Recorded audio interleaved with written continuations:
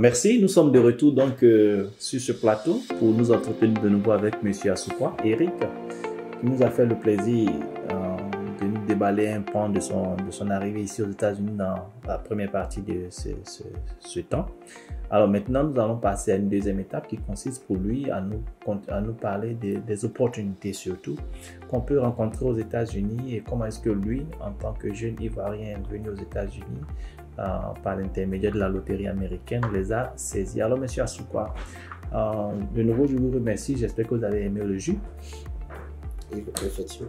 Voilà, et alors, j'aimerais que vous nous dites un tout petit peu sur quelque chose sur les opportunités que vous avez rencontrées ici et puis aussi la facilité ou la difficulté certainement que vous avez dû parcourir et tout ce que vous avez pu voir en matière de business, en matière d'entrepreneuriat, en matière de travail même peut-être ici aux États-Unis en tant que jeune Africain résident ici. Si vous pouvez partager un peu votre expérience avec les autres qui certainement vous écoutent maintenant. C'est l'expérience que je partage, c'est en même temps un témoignage et je dis d'abord merci à Dieu pour cette opportunité qui m'a donné le fait de résider de façon permanente sur le sol américain. Comme je le disais tantôt, c'est vraiment difficile pour quelqu'un qui vient d'arriver, qui tombe dans un groupe où les pensées ne sont pas objectives. Je veux dire que si tu n'as pas quelqu'un pour t'orienter, c'est vraiment difficile. C'est comme si on te relâchait au beau milieu d'une forêt. Et ici, nous savons très bien que pour réussir, il y a trois choses. Ou bien pour avoir de l'argent, il y a trois choses. D'abord, tu investis dans tes études. Ça, c'est le premier point. Deuxièmement, tu t'investis dans le travail, ça veut dire en termes de temps. Ou bien la troisième option, c'est de faire ton propre business. Donc, si tu vas à l'école, ça veut dire que tu te prives momentanément de l'argent parce que tu n'as plus le temps de travailler constamment comme celui qui doit accroître son revenu en augmentant le temps. Parce que le salaire, c'est une multiplication de deux facteurs. Le temps et la paye par heure, tu es payé à l'heure. C'est-à-dire que si la paye à l'heure augmente, quand bien même le temps est petit, ça veut dire que le résultat donne un résultat un peu consistant. Ou bien tu décides d'accroître le temps de travail alors que la paye n'est pas aussi consistante. Bon, ça te donne aussi un résultat avoisinant le premier cas. Ça veut dire quoi? Ça veut dire que pour atteindre un résultat, il faut que l'un des effets multiplicateurs augmente. Ça peut être la paye, ça peut être le temps. Alors, si tu veux que la paye soit consistante, ça veut dire qu'il faut avoir un bagage intellectuel. Ça veut dire que accepter de repartir à l'école, accepter de souffrir momentanément, accepter de renoncer à un certain niveau de train de vie pour que demain tu puisses bénéficier de cela. Maintenant, si tu te dis que actuellement je n'ai plus trop le temps d'aller m'asseoir encore à l'école pour étudier, bon, tu as le choix. Mais là, il faut forcément que tu aies 2 boulots ou bien même 3 boulots. Et cet avis que je ne conseille pas, ça veut dire que plus tu travailles, ça veut dire que toi-même, tu n'as plus de temps pour toi-même. Ça veut dire que tu vends ta force de travail pour obtenir de l'argent. Et si tu veux vraiment profiter de ton argent, bien vrai, tu gagnes ton argent difficilement, mais il faut aussi avoir le temps de jouir de ton argent. Mais ce type de travail, bon, je peux le conseiller à quelqu'un lorsque tu as un objectif à atteindre ou bien tu as, comment dirais-je, quelque chose, un business que tu veux faire, mais tu as bout de moyens. Bon, tu peux te sacrifier momentanément, tu le fais et puis dès que tu as ce montant nécessaire pour commencer tes activités, tu le fais. Parce que si tu dois demeurer dans ce type de travail, à un moment donné, la force physique ne répondra plus. Hein. Donc, c'est pas l'option à conseiller à quelqu'un qui veut être stable dans l'avenir. Peut-être de commençant, dans les débuts, tu vas penser que tu te suffis, tout va bien, mais à un moment donné, lorsque ta force physique ne répondra plus, c'est là que tu vas comprendre que c'était le mauvais choix. Donc, soit, je le dis encore, tu t'investis dans le travail en augmentant tes heures de travail. Ça veut dire que tu dois chercher plusieurs boulots pour pouvoir te faire assez d'argent. Ou bien, tu commences par aller à l'école et une fois que tu as tes diplômes, tu peux vraiment saisir l'opportunité. Ça veut dire qu'il y a des travails un peu... Des travaux, tu veux dire? Des travaux qui s'offrent à toi. Donc, tu vas saisir une opportunité parmi tant d'autres.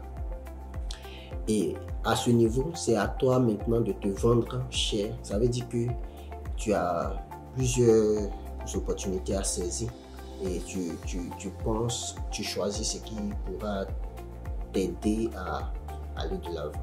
Et comme je le disais aussi, la troisième option, c'est le business. Ça veut dire que il faut avoir une idée et puis avoir confiance en soi et te lancer dans une activité que tu veux entreprendre. Mais ne pas avoir d'idée du tout, c'est pas vraiment... ça veut dire que tu n'es pas prêt à exprimer ce qui est caché en toi et à te valoriser, à éveiller le talent qui est caché en toi. Particulièrement, moi, c'est quand je suis venu, j'ai commencé à travailler dans un restaurant. Excusez-moi, Michel Soukwa, excusez-moi. Avant qu'on y aille avec votre témoignage personnel, j'aimerais, si vous permettez, revenir un peu sur les 3 points que vous avez développés tantôt. Parce qu'il y a des gens qui nous suivent et certainement il y en a qui prennent note. J'imagine qu'il y en a aussi qui aimeraient que vous reveniez, tout comme moi. Alors, je me permets, sous votre contrôle, de récapituler un tout petit peu pour m'assurer que moi, j'ai compris, moi qui vous écoute maintenant. Et si j'ai compris, j'imagine aussi que les autres ont compris. Alors, vous avez cité 3 points. Vous avez dit que soit tu investis dans ton éducation, ce qui te priverait un tout petit peu d'un revenu consistant puisque tu dois sacrifier quelque part le travail. Et j'imagine avec l'éducation un peu plus poussée, plus tard tu rattraperas le fossé, le temps perdu, parce que tu pourras avoir un facteur. Le facteur de la paye horaire sera plus élevé parce que désormais tu as un bagage intellectuel que tu peux facilement te vendre sur le marché. Le deuxième point, donc pour quelqu'un qui ne veut pas aller à l'école, il s'agirait pour lui donc de simplement se concentrer uniquement sur le travail. Et ce qui consiste dans son cas particulier à soit multiplier les horaires, faire plusieurs heures, plus de 40 heures même parfois de travail pour quelqu'un qui a une paye horaire qui n'est pas élevée. C'est bien ça, hein? Il n'a pas une paye horaire qui n'est pas élevée. Donc quand on multiplie les deux facteurs, ça lui donne un salaire consistant, mais il sera constamment fatigué. Il ne pourra pas profiter de son temps. Ou bien s'il a la chance d'avoir un boulot, comme on le dit aux États-Unis, qui est bien payé. Alors même s'il fait très peu d'heures, il aura le même résultat. Ce qui n'est pas évident, n'est-ce pas? Si je m'en tiens à ce que vous avez dit. Donc voici les 2 premiers facteurs. Investir dans les études ou bien se sacrifier pour pouvoir bosser à la limite, si j'ai envie de dire, comme un taureau, quoi. Bosser pratiquement tout le temps. Mais si je vous ai bien compris, cette deuxième option est un peu dangereuse parce que les forces physiques vont finir par vous lâcher quand vous allez prendre de l'âge. C'est bien ça. C'est ce que je disais dans mon intervention. Moi-même, je ne conseillerais pas ce deuxième cas de figure à quelqu'un qui veut vraiment saisir une opportunité. Je pourrais le conseiller si et seulement si la personne a une idée claire dans sa tête et cette personne a nécessairement besoin de moyens pour pouvoir réaliser un business, quelque chose, ou bien bon, ça peut ne pas être un business. Ça veut dire qu'au pays, l'un de tes parents est dans une situation vraiment compliquée. Et là même, bien vrai que tu veux aller à l'école, mais tu es la seule personne qui peut sortir cette famille de cette situation. Ça veut dire que même quand tu es disposé à aller à l'école, intellectuellement, tu ne seras pas disposé à vraiment suivre les études. Peut-être ça peut être dû à une situation imprévue ou bien difficile qui peut te pousser à aller bosser comme un taureau, comme tu le disais. Et bon, ce cas de figure, ça peut s'imposer peut-être une situation qui est difficilement gérable. Mais si sans pression, je veux donner conseil à quelqu'un qui doit faire un choix, ou bien si je devais guider ou bien orienter quelqu'un, je ne lui conseillerais pas ça. Parce que ici, si c'était à cause seulement de ces gens de travail, les Américains n'allaient pas solliciter des personnes qui viennent un peu de partout. Sinon, les Mexicains qui sont ici pouvaient faire ce travail. Les Hispaniques, tu veux dire, parce qu'il y a un peu de tout aussi. Okay. Hein. Les Hispaniques. Bon, ici, le besoin qui se fait sentir, sincèrement, c'est que les États-Unis, c'est la première puissance économique. Ils veulent maintenir leur standard de vie. Donc, ils ont besoin d'une main-d'œuvre qualifiée. Donc, c'est pour cela qu'ils ont donné des opportunités à des personnes pour venir ici. Donc, il faut être logique avec soi-même, avoir un objectif et puis se donner les moyens pour y arriver. Ça veut dire qu'ici, il y a tellement de boulot qu'on ne regardera pas ni ta couleur de peau, on ne regardera pas ni ta taille. En tout cas, à la limite, nous avons besoin d'une compétence. Tu l'as. Si tu l'as, tu obtiens le travail et tu fais le travail. Mais si tu ne l'as pas, c'est là que ça sera compliqué. Donc, je peux donner conseil à mes frères et soeurs qui viennent d'arriver. Ça veut dire qu'au bout de l'effort, il y a la récompense. Donc, pourquoi ne pas faire ce que les autres n'arrivent pas à faire? Si j'ai une compétence qui me distingue de l'autre, c'est à mon avantage d'obtenir un boulot mieux rémunéré et puis y compris tous les avantages qui accompagnent. Et bon, en ce moment, tu pourrais profiter de ta vieillesse, même avoir le temps de veiller sur tes enfants. Mais ici, l'un des problèmes des États-Unis, c'est l'éducation. Comment éduquer les enfants? Si tu dois faire plusieurs boulots, la première conséquence va réjaillir sur tes enfants. Tu n'auras même pas le temps pour toi-même, à plus forte raison t'occuper de tes enfants. Comment ils se comportent, tu ne vois pas, mais tu seras surpris de voir tes enfants devenir délinquants, drogués, parce que ici, en même temps que c'est un pays d'opportunité, c'est aussi un pays où tu peux aller à la dérive facilement, parce qu'il y a trop de vices dans la société. Donc, le problème d'éducation, c'est le paramètre à tenir en compte si tu veux voir une bonne éducation de tes enfants. Et je pense que le travail que tu feras conditionnera aussi l'avenir de tes enfants. Toi-même, tu seras un exemple pour tes enfants. Il y a forcément d'autres qui vont vouloir te ressembler. Donc, si tu as fait un bon parcours scolaire, tu fais un bon travail, tu peux leur te prendre en exemple et je pense que ça faciliterait l'écoute et puis c'est ça quoi. Ok, merci bien. Donc ça c'était les 2 points, l'éducation et puis le travail.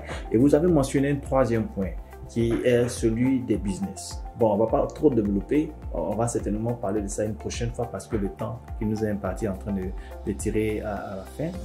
On aura un troisième module dans lequel on parlera de cela.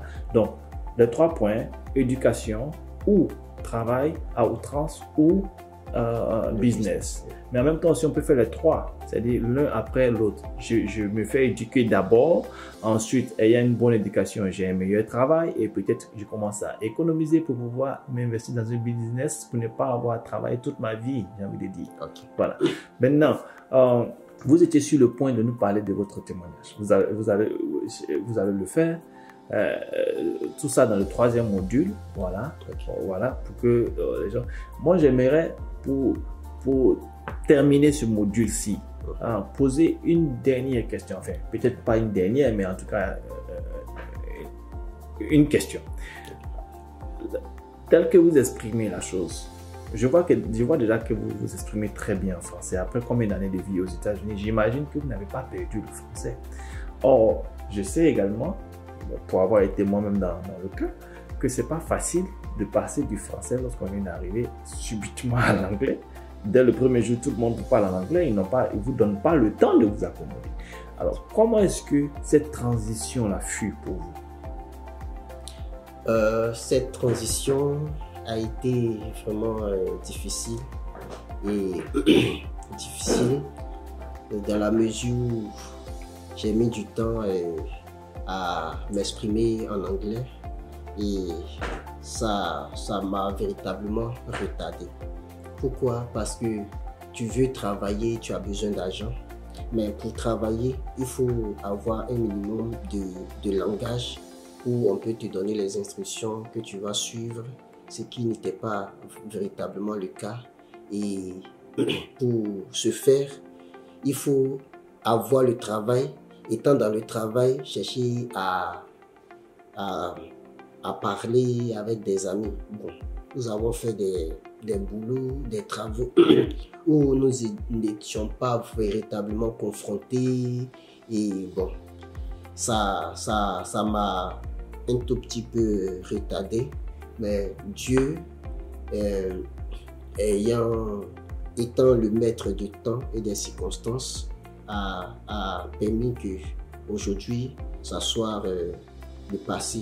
Et bon, l'essentiel, je retiens à quel niveau je suis, quel est l'objectif que je poursuis.